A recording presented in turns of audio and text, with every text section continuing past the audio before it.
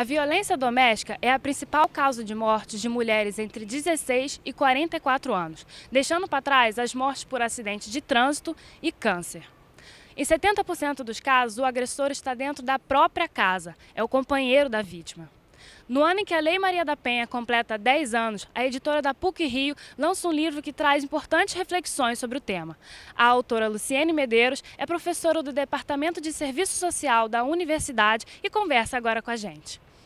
O livro, Em Briga de Marido e Mulher, o Estado deve meter a colher, faz uma retomada histórica da formulação e implementação de políticas públicas para o enfrentamento da violência contra a mulher.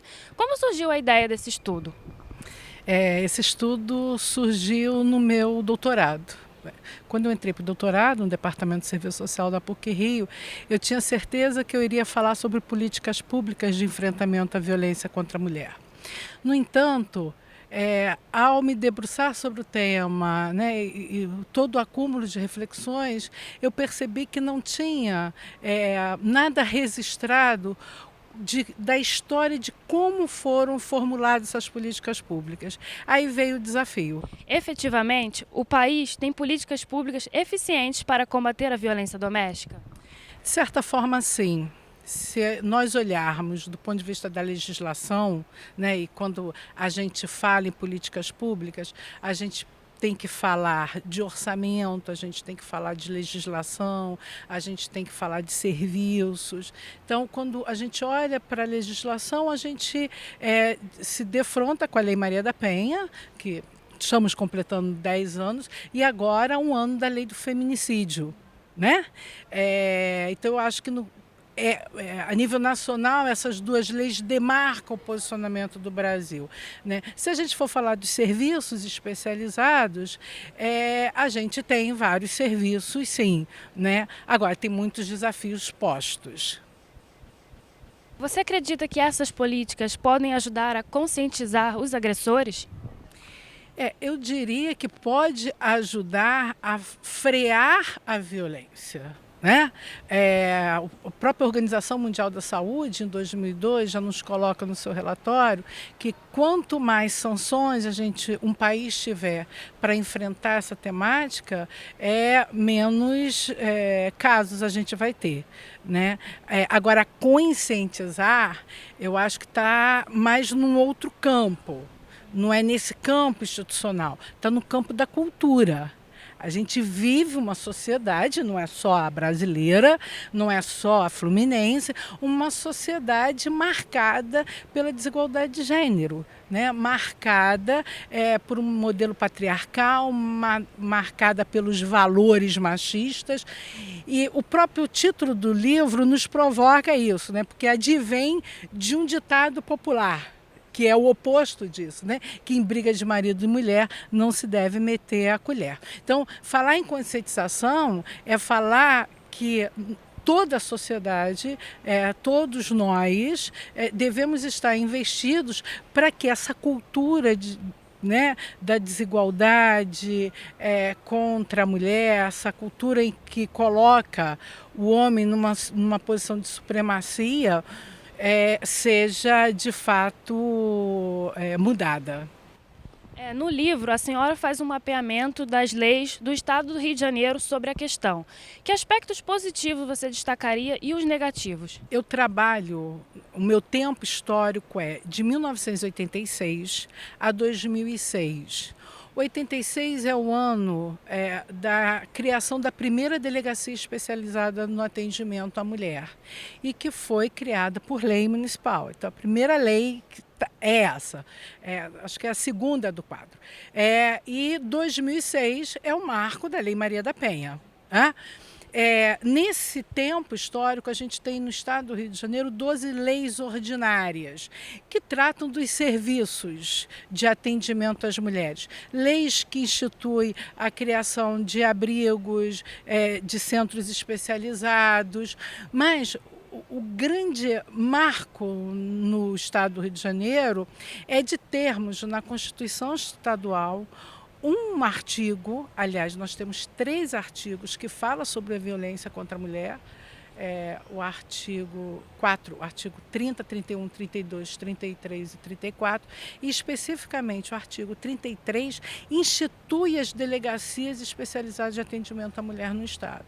Então, para mim, esse é o grande marco.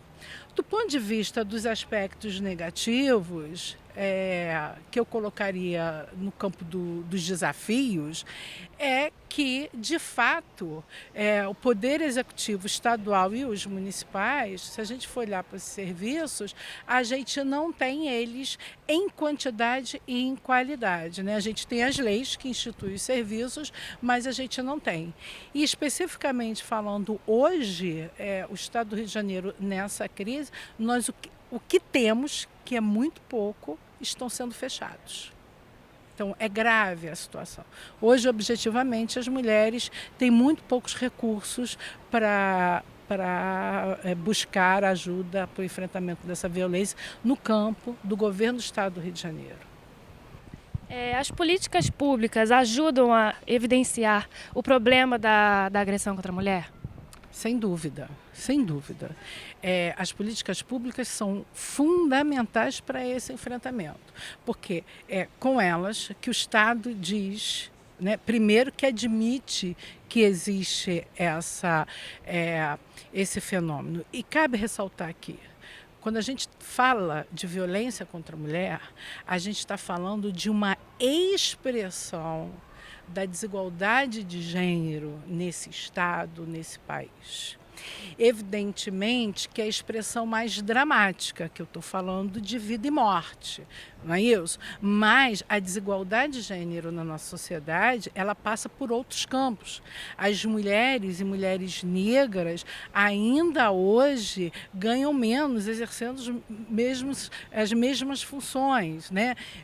No parlamento, apesar da lei de cotas, por exemplo, na Câmara Federal, a gente tem menos de 10% de mulheres deputadas.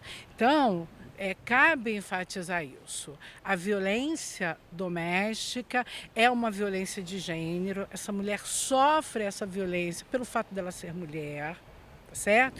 E ela é uma das expressões da desigualdade de gênero na nossa sociedade. A mais dramática, sim. Pesquisas mostram que o número de casos de violência contra mulheres cresceu no Brasil. Por que isso acontece se hoje em dia há cada vez mais políticas públicas voltadas para esse tema? É consequência. Na medida que as mulheres têm mais acesso a serviços, elas vão poder denunciar, vão poder ir nos postos de saúde, vão poder ir nos serviços especializados. De fato, na medida que você tem essa possibilidade, as mulheres vêm buscar ajuda. O que não significa, e há um equívoco, que a violência está aumentando. Esse dado a gente não pode dizer, né? Porque a gente não tem dados anteriores para fazer essa comparação. Qual o papel das delegacias especializadas voltadas para a mulher? Então, a mulher sofre violência, né? Então, a violência de gênero, ela vai na delegacia especializada de atendimento à mulher. Nessa delegacia, ela faz o registro de ocorrência, né? E, se necessário for, ela é encaminhada para o Instituto Médico Legal, ela é encaminhada para um centro de referência, e o processo vai ter o registro vai ter todos os seus trâmites até chegar na justiça e aí para haver todo o encaminhamento desse processo. Então, a delegacia, do ponto de vista da política de segurança, ela é prioritária, porque é ali que as mulheres registram, fazem seus boletins de ocorrências. No entanto, cabe ressaltar que não só nas DEANs se faz esse boletim de ocorrência. Quando uma mulher não tem próximo da sua residência uma DEAN, ela pode ir numa delegacia distrital e fazer o boletim de ocorrência. Como os movimentos feministas ajudaram na criação das políticas públicas? Os movimentos feministas, os movimentos de mulheres foram os protagonistas dessa história, né? Os movimentos, eles se organizaram, Eles se mobilizaram a sociedade, e aí eu estou falando do final da década de 70 nesse país, né? Foi o movimento feminista que tirou do espaço privado esse tema e colocou o tema na sociedade. Foi o movimento feminista que no país criou primeiro serviço na perspectiva feminista de atendimento à mulher vítima de violência, o SOS Mulher. Foi por conta dessa prática, por conta da militância, por conta da mobilização, que se criou a ideia das delegacias especializadas no atendimento à mulher. As DEANs, elas são uma proposta, elas foram concebidas pelo movimento feminista brasileiro. Então, o movimento feminista reivindicou, criou a agenda, mobilizou a sociedade, formulou política, e muitas dessas feministas foram para o parlamento. Né? A partir das eleições de 1982, a gente vai ter uma série de mulheres ligadas aos movimentos feministas que foram para o parlamento e implementaram essa política. Eu digo, e essa é a minha hipótese comprovada, né, que da década de 70 até 2004, todas as respostas ou todas as ações que os governos municipais, estaduais e o governo federal fez nesse campo do enfrentamento da violência contra a mulher, foram respostas às pressões do movimento de mulheres e feministas desse país. As leis de proteção à mulher são pouco divulgadas. E de que maneira pode haver uma maior divulgação? São poucos divulgadas, deveria ser mais. Agora, cabe lembrar que, por exemplo, a Lei Maria da Penha tem 2 músicas falando dela, né? 2 músicas da MPB, né? Que lei que você pensa nesse país tem isso. Acho que a gente precisa colocar esse debate em vários espaços. A sociedade, os movimentos sociais como um todo devem abraçar esse debate para colocar esse tema. As escolas precisam estudar, precisam colocar esse tema, né? A gente está passando por um momento em que vários municípios tiram dos seus planos municipais a questão de gênero. Isso é uma questão séria. Então, a gente deve suscitar mais o debate. A gente precisa intensificar na divulgação dos serviços. Enfim, tanto os governos quanto a sociedade civil precisa estar mobilizada para esse enfrentamento. O que ainda precisa ser feito para avançarmos ainda mais nas políticas públicas de enfrentamento à violência contra a mulher? No campo das políticas públicas, precisamos de ações concomitantes e articuladas. Então, precisamos de dotação orçamentária, tanto nos municípios, nos estados, quanto no governo federal. Sem orçamento, você não tem como implementar uma política. Então, precisamos ter isso. Precisamos ter serviços em quantidade e em qualidade.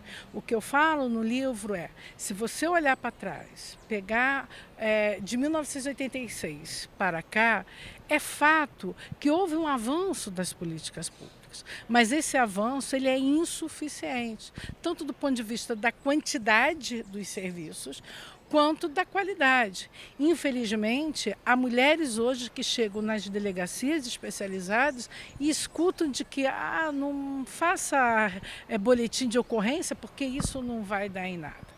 Portanto, precisamos capacitar os profissionais que trabalham nesse serviço. Precisamos capacitar os profissionais que trabalham no campo da assistência, na área da educação, na área da saúde, na política de segurança.